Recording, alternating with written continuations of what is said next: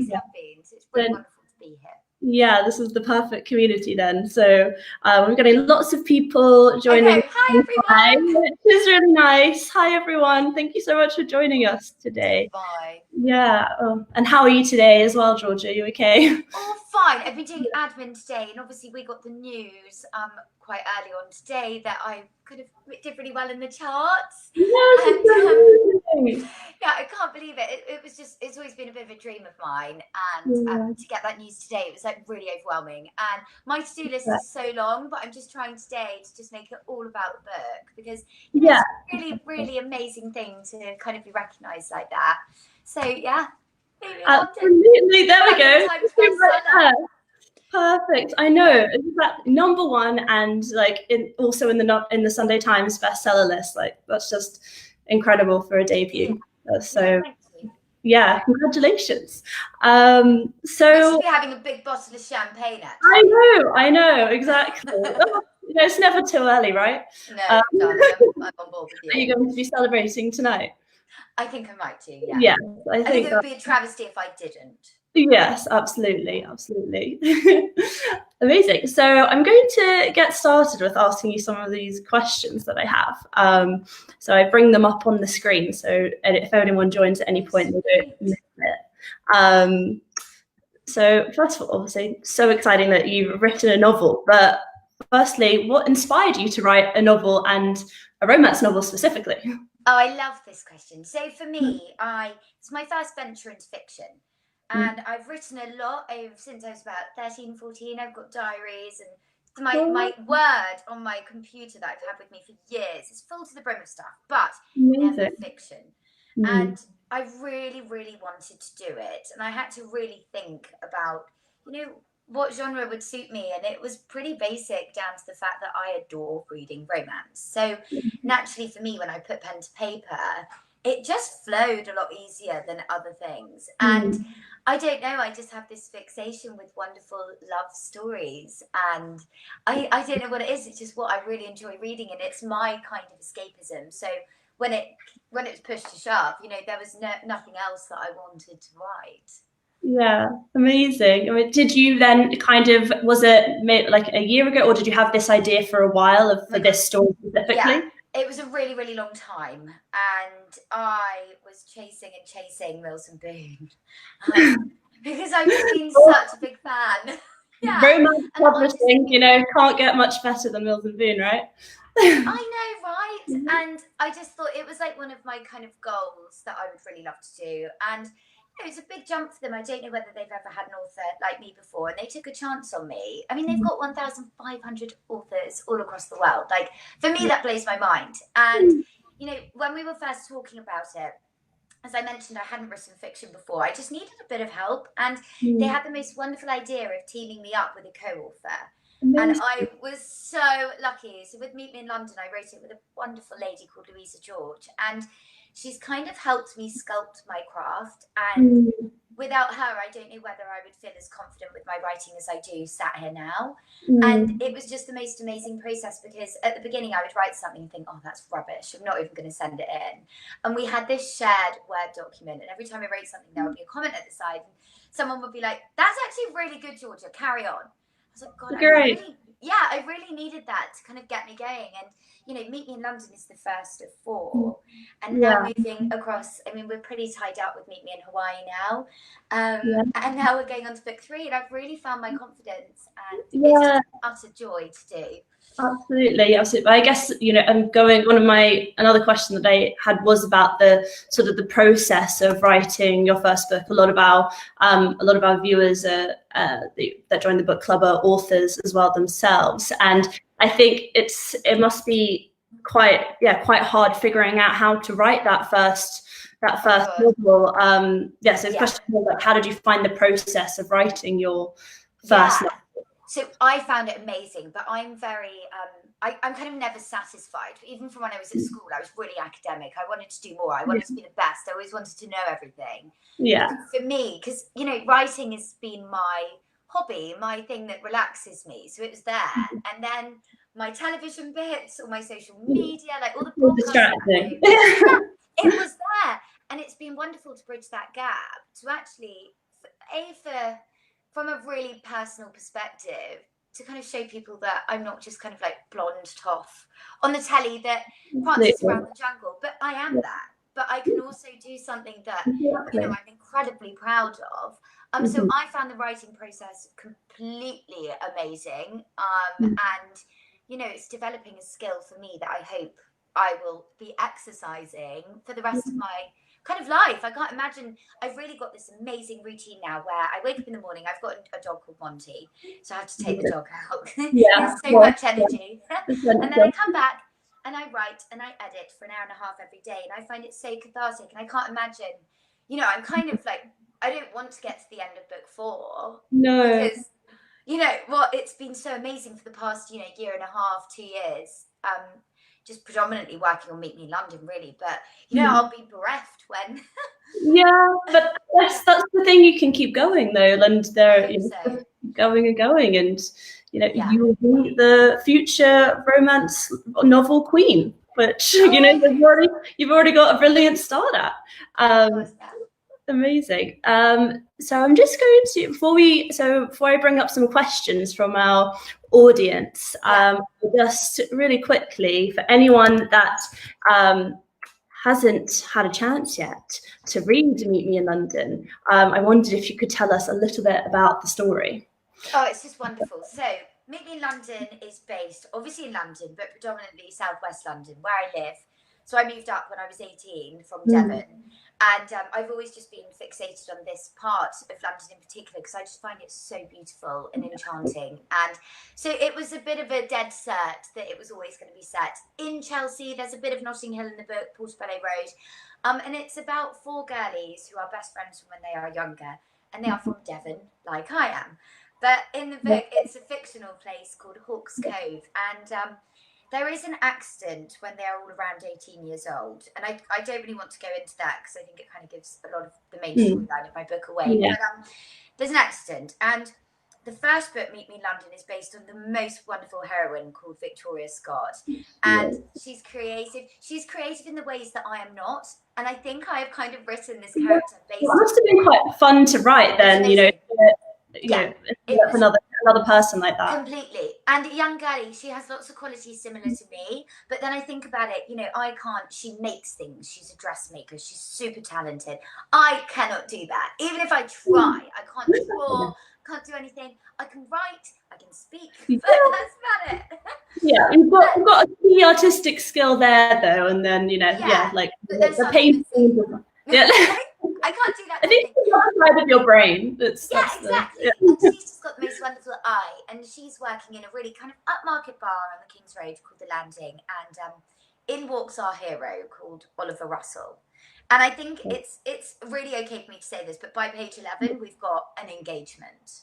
And, I just go straight in. Straight in.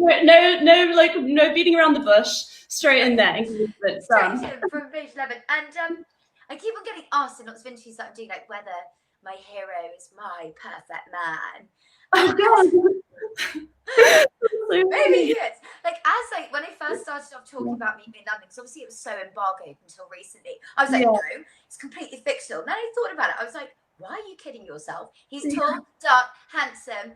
He owns this gorgeous department store. He's kind. He's got the most wonderful qualities.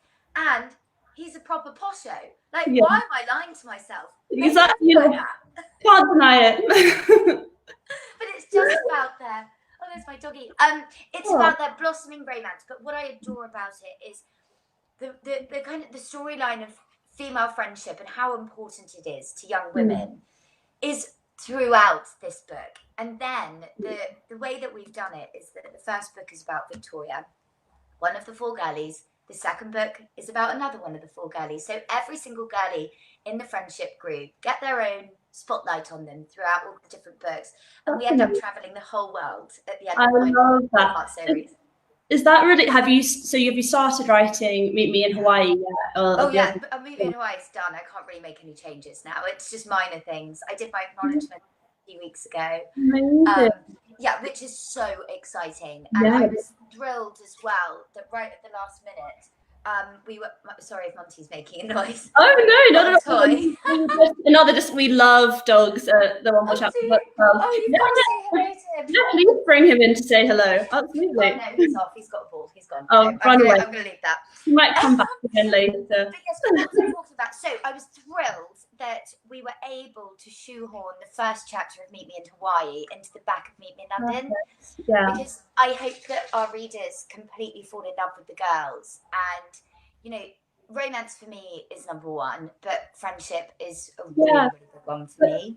And I absolutely love that as well, like to create that as a series story of like combining both those two things, because that's just what's so important. Yeah, and I really found when we were writing it that the dialogue between Victor and Oliver, of course, is very true and authentic, but it was such a wonderful function as a writer to be able to have the check-ins with the girls, because who do you open up with most? It's always your girlfriends. Yeah, exactly. You know, and we've really got in their minds. I just think it was a really wonderful way to develop all of the characters and also set up the next 3 books. Yeah, and travel the world. How's that been, writing other places during this time? Probably quite nice. It's a lot of like Google mapping, Google earthing, you know, a lot of that. But it was really important for me that the first one was in London, and then we went and travelled, because these girlies are so independent, and I think it would have been wrong of us not to have gone a bit further afield. Absolutely, absolutely. I love that. So we've got a few questions here that I thought. Wonderful comments. I've been putting my eyes over there. I know, so many. You've got to go. Oh, thank you, everyone. Back. Everyone's saying congratulations. So lovely. Specifically, when can we expect? Well, actually, I thought that was a when, but also what. So when can we expect books 2, 3, and 4? When Does are that they? mean that they've read book 1? Well, yeah, this person definitely. Well, yeah. thank you, first of all. So spring 2021 is Meet Me in Hawaii. Amazing. And who does Meet Me in Hawaii follow of the girls? Who does it start with? Okay, so it's all about Mally. She's the most amazing girlie. Yeah, I don't want to give too much away about the second book. Give too much away. No, be a little bit stum. But yeah, you can't wait. So it's very soon. So I mean, you can probably pre-order right now, right? Yeah, you can. You can pre-order Meet Me in Hawaii. Yeah, we've seen amazing spikes recently with people pre-ordering it. I was like, oh my god, I was like, this is insane. But yeah, amazing. It'll be wonderful. Go on. Oh, sorry, I was just gonna say, will book 3 follow in like another year, or will it be this time next year? Do you think? I'm not sure about that yet. I'm not sure, if I'm completely honest. Yeah. But it will be coming soon. So yeah, it won't be too far away. It's important that they will come out. I want people to stay on board with my girlies, you know. Absolutely. I don't want them to wait too long. No, definitely not. Amy says this needs to be made into a film. Couldn't agree more. It could just be. Wouldn't it be wonderful? So gorgeous. Meet Me in London, because it's so Christmassy, and you know the big lead up to Oliver owns this gorgeous department store, and I can just picture it. It would be like an accumulation of Selfridges, Harrods, Harvey Nicks, all in one. Peter Jones, all in one, with the Christmas decks everywhere, and everyone snogging under the mistletoe when we are allowed to snog under the mistletoe. Oh my god!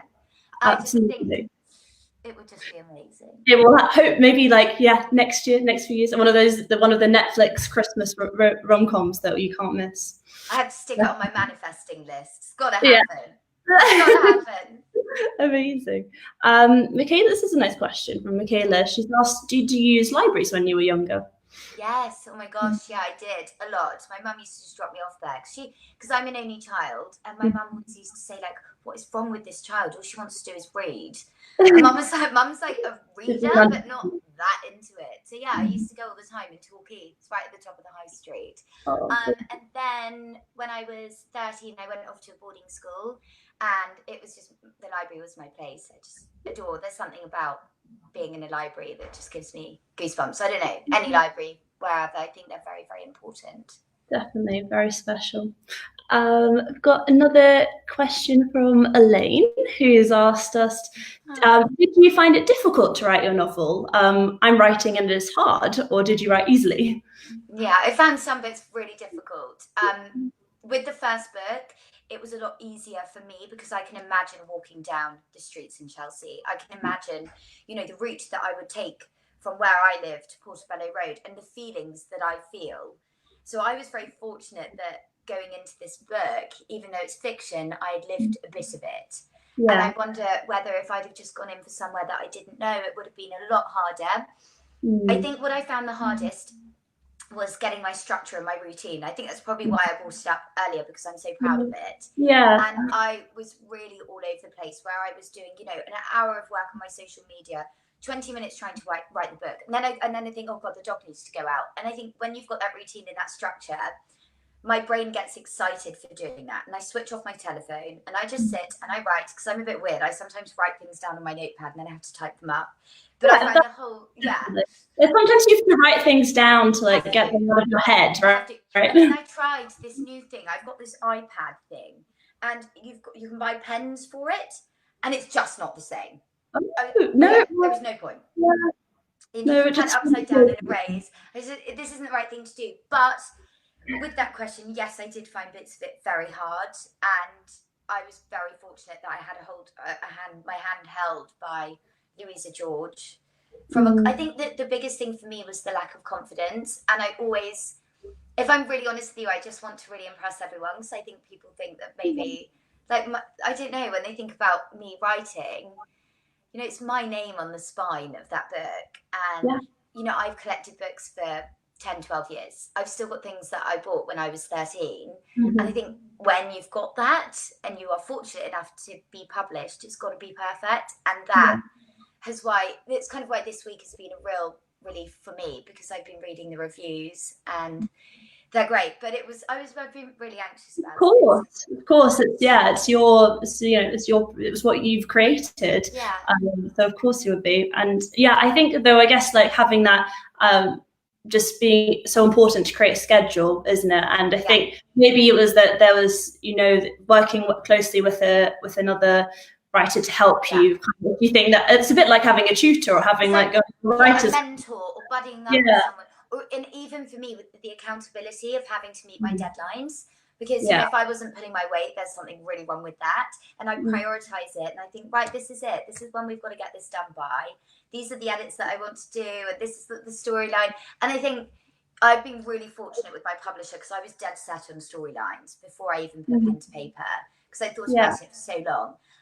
But I think, if you're lucky and you've got someone, I think even if you're trying to write a book, there's something to be said for doubling up. You know, right, by the end of the week, we're going to have done 10,000 words. Like, we're going to smash through it. Yeah, it's like it's still really hard work to to get that get those ideas to paper. So sure. So exciting. This is a fun question from Julie. She's asked, if you could cast Meet Me in London, who would you choose to play your characters? Such a good question. Okay, I think I would have like a Mr. Darcy type of character, so it'd have to be like Colin Firth for Oliver. But I just have this thing for like middle-aged men. I really think that's even him still now. Even him still now. Yeah. Amazing. Love him.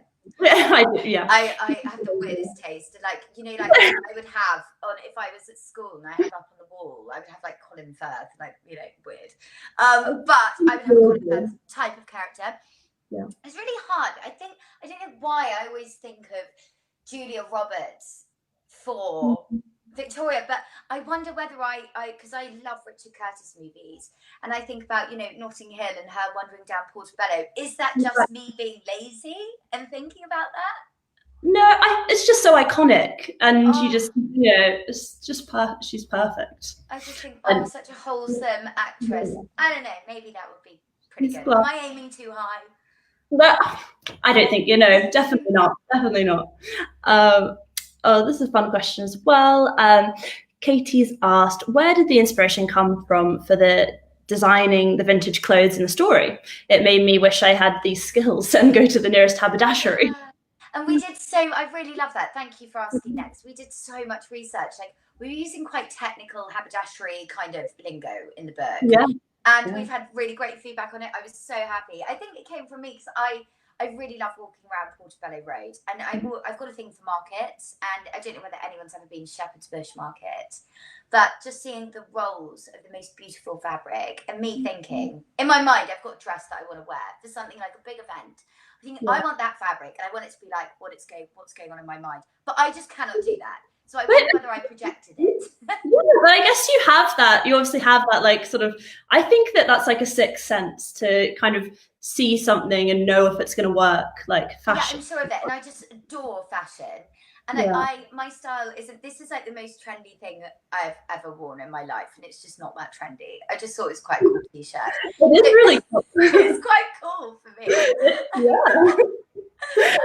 But yeah, because I love fashion so much, and I know what I love, and I love talking about clothes, because I just think if you're a woman, is there anything else that can transform the way that you feel? If I'm feeling rubbish, I just throw on a really beautiful dress or something that I've worn for years that makes me feel really, really confident. And I wonder whether I just wanted that to be a part of Victoria's character, because you know, for people, I don't want to ruin it for people who haven't read the book, but there is a side to her character that is slightly sad, and something has happened to her that is sad, and maybe I wanted her to have that.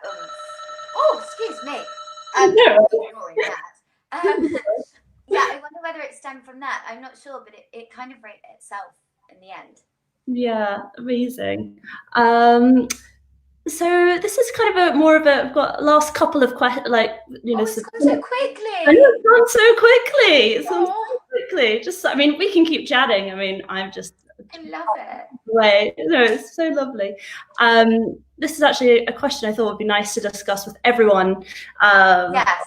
Club right now, and also us. But what is it exactly about romance, do you think, that we love so much? How do you answer this question? That's the hardest thing. Is it that we are humans and we are wired up to love and be loved? Is it as simple as that? Yeah. I don't know. What do you think? Well, I think that I think it's all for romance books. I suppose it's like the idea of a perfect romance, or like perfect situation, or everything kind of happy ending, like everything working out in the end. And I think I want that. Yeah, and I think I think that the thing is with I guess why romance books I think are so perfect is that there's a lot of mishaps or things that happen along the way, but then you get the happy ending in the end, and then it kind of ends there, which is nice. And I wonder whether all of our collective love for romance has accelerated recently, because it's just been a really strange, horrible year with so much uncertainty, and whether we're all taking solace in a wonderful romance book. Yeah, absolutely. I certainly have been. No, definitely. Me too, definitely. So we've got, actually, I thought this would be quite a fun question kind of on this line. Is Claire's asked who are your favourite fictional romantic pairings? Oh my God. It's quite a tough question, Claire. Well, I don't know. Where do we start? I know, so many. That's a really good question. I don't know. Who do you think? I don't know. Well, I guess as you said, forever. Yes, I mean, thinking along obviously the Colin Firth lines, I'm thinking like Rupert Campbell Black, Julie Cooper, and everyone that he sees. How is that perfect? That's so imperfect. You know what I mean? No, but the question is here: who are your favourites?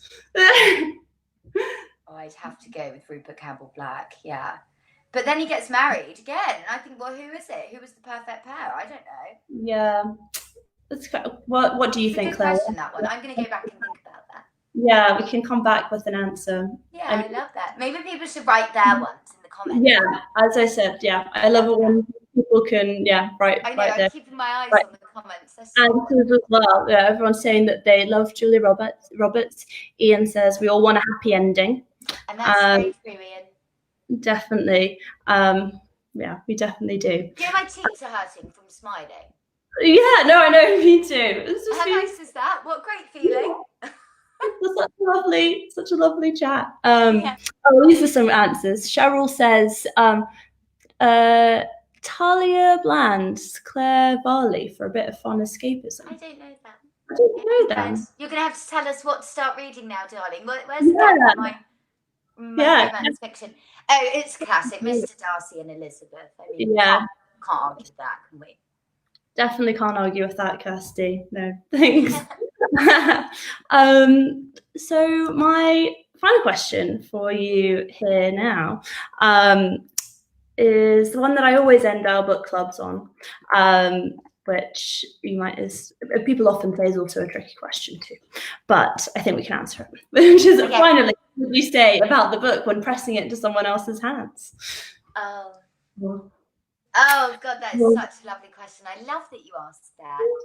So press it in their hands, and I would say, enjoy every page of this, because it is the most enchanting romance story, and I promise you, nothing nasty happens at the end. Yeah, you can live. Oh, just enjoy every page, because you can trust me that you will love the ending. Absolutely. That's a lovely summary. Thank you so much. Last couple of comments here. Elaine says that Rupert Campbell Black is the stuff that dreams are made of. So Elaine definitely agrees with you. Oh, sex god. Complete sex god. Love him. Not to be married to him, but I love reading about him. Absolutely.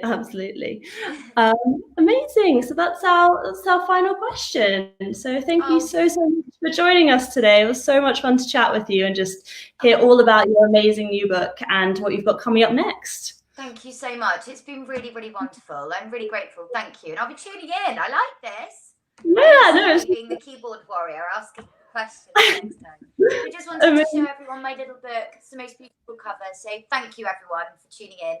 If you've read it, I don't know what to say. Thank you so much. If you haven't, you should. Yeah, exactly. That's what I was going to say. You know, if you have it already, you know, make sure you pick up a copy today of Meet Me in London, and you know, we can just, as you've heard, it's just the perfect read that we all need right now to make us smile in these very drizzly times. I really agree. I completely agree. Thank you again. Thank you so much, Georgia. See you soon. And thank you everyone for joining us today. Thank you so much. Thank you. Bye. Bye. Bye.